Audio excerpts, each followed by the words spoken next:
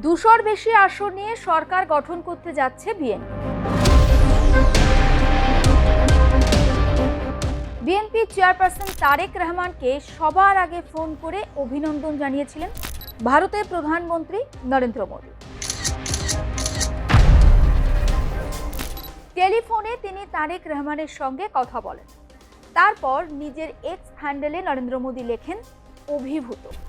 কিন্তু প্রশ্ন হচ্ছে, সবার আগে কেন তারেক রহমানকে ফোন করেছিলেন নরেন্দ্র মোদী? তাহলে প্রশ্ন ওঠাটা তো স্বাভাবিক, জামাতের পরাজয় কি ভারতের কাছে বড় স্বস্তি? ইউনূসের নেতৃত্বে নির্বাচনকে ভারত ঠিক কিভাবে দেখছে? বিভিন্ন বাধা কাটিয়ে আওয়ামী লীগ যদি নির্বাচনে অংশ নিত এবং মানুষ যদি তাদের প্রত্যাখ্যান করত, তাহলে কি বাংলাদেশের গণতন্ত্র আরও সুদৃঢ় হতো? এই ধরনের একাধিক প্রশ্ন এই মুহূর্তে ঘুরপাক খাচ্ছে। আর এরই মধ্যে সজীব ওয়াজেদ জয় হঠাৎ করে জানালেন তারেক রহমান প্রধানমন্ত্রী হলে তার সঙ্গে আলোচনায় বসতে তার কোনো আপত্তি নেই। Tariq Rahman, well, if he gets elected, I mean, it is a sham election, but yes, if he becomes prime minister, then yes, of course, we will talk to him and deal with it. এটা কি শুধু রাজনৈতিক কৌশল, নাকি বাংলাদেশে শুরু হতে যাচ্ছে নতুন কোনো রাজনৈতিক অধ্যায়? বেগমদের যুগ শেষ হয়ে এবার কি ভাইয়েদের যুগ শুরু হচ্ছে বাংলাদেশে? এই প্রশ্ন ওঠা তো স্বাভাবিক। জয় কেন হঠাৎ তারেক রহমানের সঙ্গে আলোচনা করতে চাইছেন? সেই আলোচনা যদি বাস্তব রূপ পায় এবং ফলপ্রসূ হয়, তাহলে কি বাংলাদেশের রাজনীতি বদলে যাবে? তারেক জয়ের কাছাকাছি আসাতে বদলে যাবে কি বাংলাদেশের রাজনীতির সমীকরণ? যদি সমীকরণ বদলে যায়, তাহলে সেই বদলে যাওয়া রাজনৈতিক সমীকরণে জামাতের ভূমিকা ঠিক কী হবে? এই প্রশ্নটাও তো খুব প্রাসঙ্গিক, কারণ এটা ভুললে চলবে না, জামাত কিন্তু এই মুহূর্তে বাংলাদেশের প্রধান বিরোধী দল। আলোচনা, এই 4টি অক্ষরের শব্দ রাজনীতিতে ক্ষমতার ভাষা, কৌশলের ভাষা হিসাবে ব্যবহার করা হয়। একটি সংবাদ মাধ্যমকে দেওয়া সাক্ষাৎকারে জয় বলেছেন তিনি সবসময় আলোচনায় বিশ্বাস করেন। জয়ের এই কথাগুলো শুনে প্রাথমিকভাবে হয়তো আপনার কিচ্ছু মনে হবে, কিন্তু সময়টা লক্ষ্য করুন। প্রথমত, আওয়ামী লীগ রাজনৈতিকভাবে কোণঠাসা, অন্যদিকে দেশের দায়িত্ব নিচ্ছে বিএনপি। ঠিক এই সিচুয়েশনে দাঁড়িয়ে জয় যে বার্তা দিচ্ছেন তা বিশ্লেষণ করলে অন্তত এটা দাঁড়াচ্ছে, সেটা হচ্ছে অবশ্যই জয়ের বার্তা রাজনৈতিক দিক থেকে তাৎপর্যপূর্ণ। মনে রাখবেন, পশ্চিমা বিশ্বে সবসময় কিন্তু অন্তর্ভুক্তিমূলক বা ইনক্লুসিভ পলিটিক্সকে সমর্থন করা হয়েছে বা হয়ে থাকে।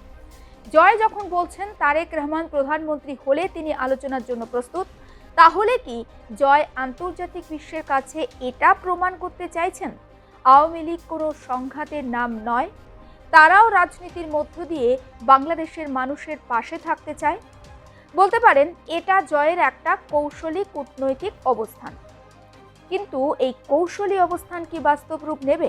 আবার এমনও তো হতে পারে জয়ের এই বার্তার মধ্য দিয়ে আওয়ামী লীগ রাজনীতিতে চাইছে। আসলে বাংলাদেশের রাজনীতি মূলত দুটো পরিবার কেন্দ্রিক বা দুটো পরিবারকে কেন্দ্র করে দীর্ঘদিন ধরে হয়ে আসছে, অর্থাৎ শেখ পরিবার এবং জিয়া পরিবার।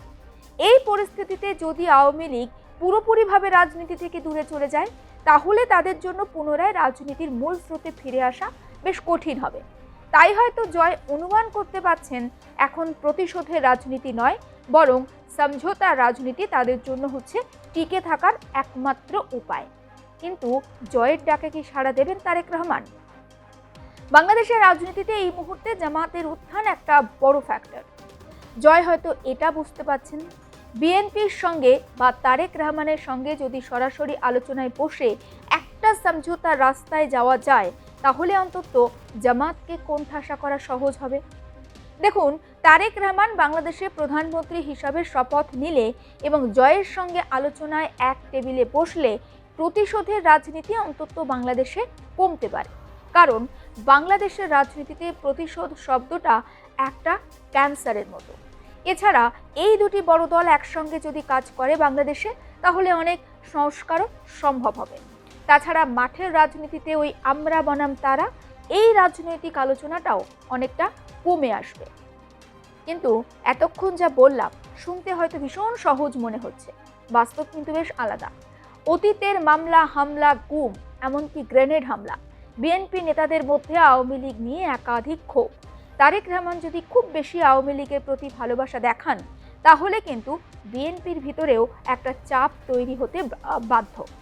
একইভাবে জয় যদি বিএনপির সঙ্গে খুব বেশি ভালোবাসা দেখান বা মেলামেশা করেন, তাহলে আওয়ামী লীগের ভিতরেও অনেকে সেটিকে ভালো চোখে নাও দেখতে পারেন বা ভাবতে পারেন যে তাদের দলের আদর্শের পরিপন্থী হিসাবে বা পরিপন্থী হয়ে কাজ করছেন সজীব ওয়াজেদ জয়।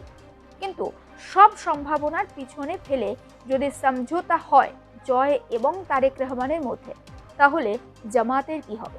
এটাই লাখ টাকার প্রশ্ন। এটা বললে চলবে না, জামাত কিন্তু বিএনপির খুব কাছের বন্ধু। জামাতের সঙ্গে মিলে বিএনপি সরকার করলেও রাশ কিন্তু দলের হাতেই রেখেছিলেন বেগম খালেদা জিয়া। কিন্তু এখন সময় বদলেছে, পরিস্থিতি বদলেছে। বিএনপি যদি জামাতকে ভুলে বা জামাতকে দূরে সরিয়ে রেখে আওয়ামী লীগের সঙ্গে সমঝোতার পথে হাঁটে, তাহলে রাজনৈতিক সংকটে পড়বে জামাত। যদি জামাত মনে করে বিএনপি তাদের স্বার্থ রক্ষা করছে না, তখন তারা আরও বেশি করে আক্রমণের রাস্তা নিতে পারে। ফলে নতুন করে অশান্তি তৈরি হতে পারে বাংলাদেশে। জয় খুব কৌশলী চাল দিয়েছেন। তিনি কিন্তু সরাসরি ক্ষমতা দখলের খেলাতে নামছেন না, বরং তিনি এখন রাজনীতিতে টিকে থাকতে চাইছেন, মাঠে টিকে থাকতে চাইছেন। কারণ আওয়ামী লীগ জানে তারা একদিন না একদিন ঠিক বাংলাদেশে ফিরবেই। আসলে আন্তর্জাতিক বিশ্ব চায় বাংলাদেশের রাজনৈতিক স্থিতিশীলতা। শেখ এবং জিয়া পরিবার কাছাকাছি আসলে আন্তর্জাতিক সম্পর্ক অনেকটা দৃঢ় হবে বাংলাদেশের জন্য। আর ভারতের জন্য শেখ এবং জিয়া পরিবার একটা পরিচিত শক্তি। আসলে অপরিচিত রাজনৈতিক শক্তির থেকে পরিচিত দুই দলের মধ্যে সমঝোতা বেশি ভালো বলেই মনে হচ্ছে প্রতিবেশী দেশ ভারত। যদি জয় এবং তারেক রহমান আলোচনার টেবিলে সত্যিই বসেন, তাহলে সেই আলোচনা কেবল দুই ব্যক্তির মধ্যেই সীমাবদ্ধ থাকবে না, যার ব্যাপ্তি হবে বিশাল।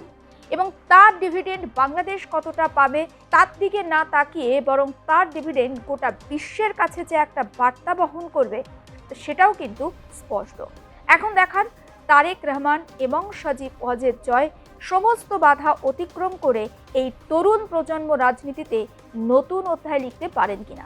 জানাবো আপনাদের। নজর রাখবেন আর প্লাস নিউজ ডিজিটালে।